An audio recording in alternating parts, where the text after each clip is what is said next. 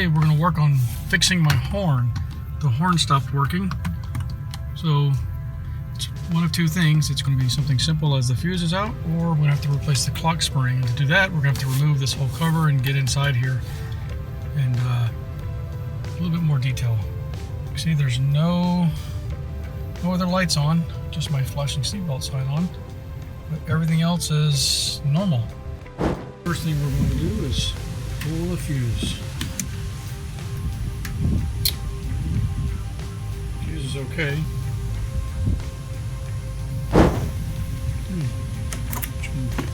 Remove the ground cable, the negative.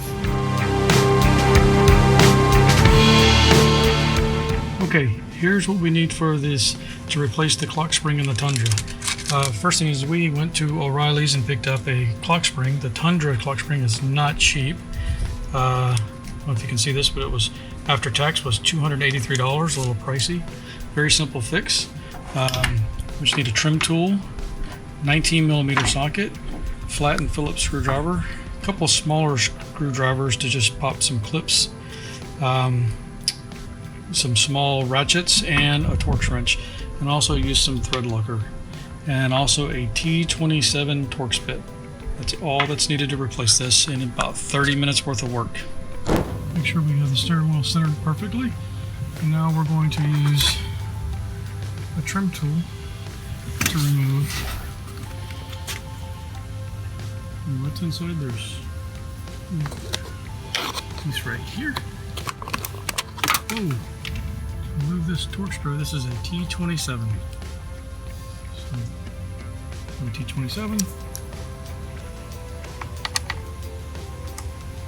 Just break this free and remove the Torx screw and do the same for the other side. Same thing for this side. There is a little plastic retaining pin inside there. Same thing, just comes off pretty easy.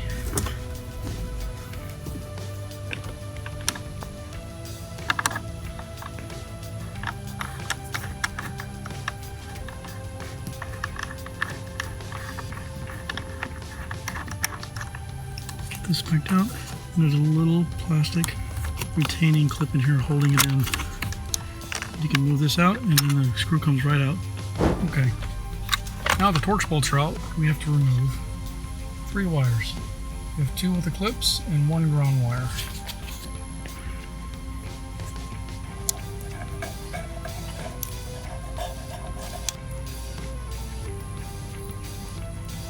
Okay. To remove these ridge clips, we're going to take a small screwdriver. We're going to put it right behind the plastic piece and pop these up. There. From there, these just come right off. Simple. Now, we have our airbag removed. I'm just going to set this right over here off to the side and finish up. Okay. Once the airbag is removed, then we have move these wires out of the way. You see we have one nut. We need to remove this nut. Okay, to remove the steering wheel, 19mm. Here, you need to hold it still with your legs. And I've got a breaker bar to break it free.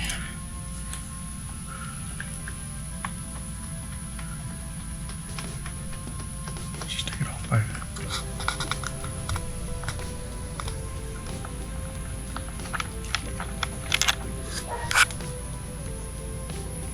put that to the side. Okay. Before removing the steering wheel, got to pull these 2 clips out. Just squeeze and pull. Steering wheel loose.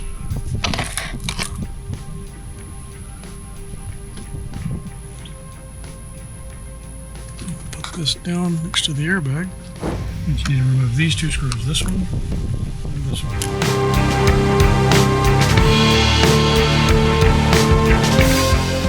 After removing the screws, I just popped this in here, separated the 2 pieces. And this will allow us to get to our clips to release the clock spring. Okay, we need to remove these two clips. Okay. Squeeze this one. Okay. It's held on very easily. It's just this little clip goes here, here, and then one on the top. We'll lift up.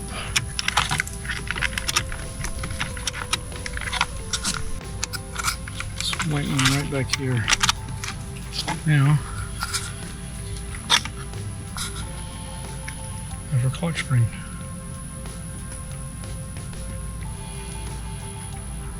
Okay, here's our old clock spring. Here's the new one. You can see the white tab that we'll have to remove. See, we do need to remove this and make sure that everything is on. Anything that's not on here needs to be put over here, including the sensor device right here. We'll need to remove this and put that on as well. Okay, this module here is going to be removed by the two safety clips right there, one on each side and one right there. We're just going to pop in a flathead screwdriver right behind those and then remove it. Okay, see, this entire unit will come off, and it only took two safety clips. From there, we're going to center this one and just, there's only one way it's going to go on, and you can see there's grooves. One way to go, it's right there in the grooves. So we're going to line this up and put this on.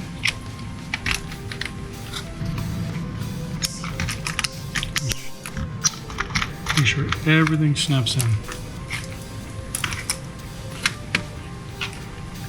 So nothing else is needed from here. This clock spring is ready to go. The new one is ready to go on the truck. Okay, now we're going to reverse the order of everything we just did. So we have our new clock spring. Put this, feed this on. It's going to snap in. Remember, there's three places here, here, and here. All of them. Make sure everything snapped firmly. From there, we need to reconnect.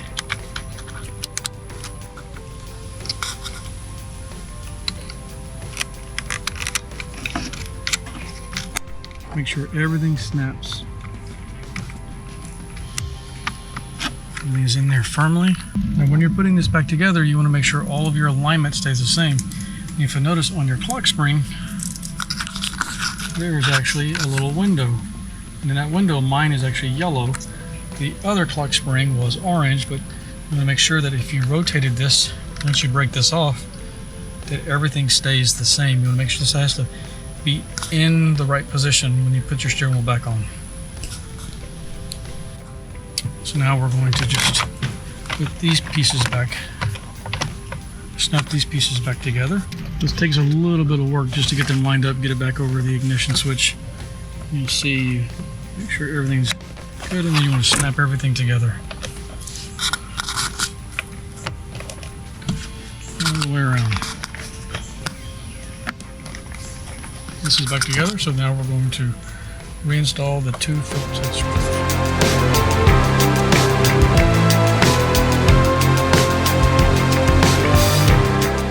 Okay, now we're ready to put the steering wheel back on. And from here, we need to break this retaining piece off. And when we do that, we got to make sure this does not move. So this is broken off, and now you'll see this spins freely. We want to make sure that these, when we fish these wires through, that this stays yellow.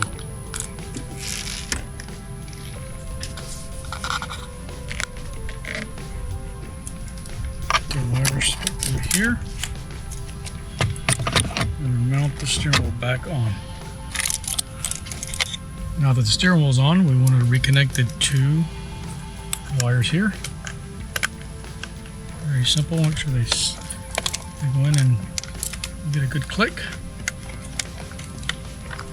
Firmly in place. And now we're ready to put our steering wheel nut back on.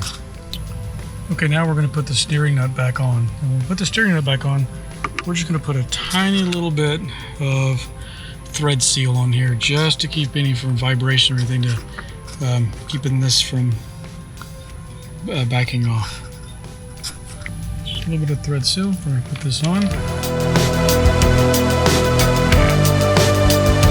Making sure your steering wheel is still perfectly lined up. And now we're going to get our torque wrench out, and we're going to torque it to the proper specs of this vehicle. And then you're going to have to still, just like taking it off, you're going to have to prop your legs in here and block this thing to keep it from moving, because you want it to stay straight when you're bolting it down.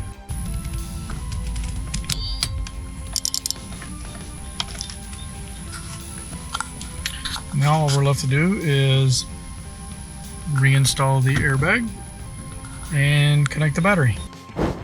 Same as last time, we're just going to reverse the process. These are very simple and color coded. Just going to put this one on. And then push the tab in. Same thing with the fixed one. These wires are very tight and not much room to work with. There's no slack.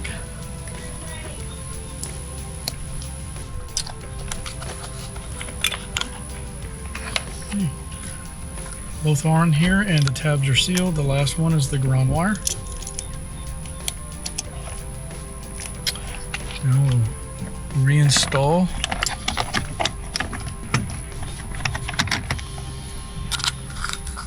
It's back on. Now we just need to put the 2 Torx bits back in and the dust cover and the plastic dust covers. Okay.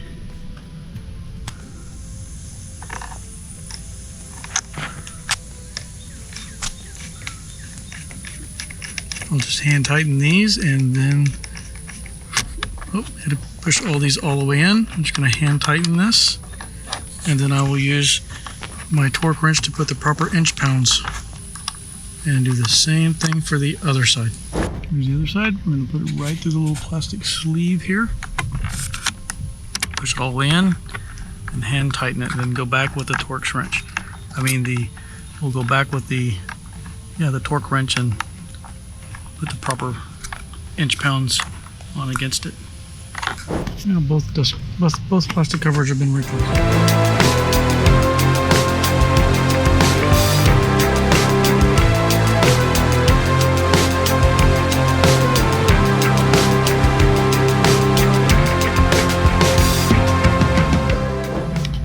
Okay, battery's back in.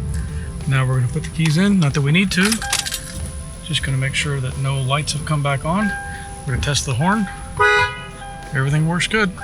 Perfect. And no lights are on. Awesome. So it's a very easy project. Takes about 30 minutes. Take it even less if you have done this before.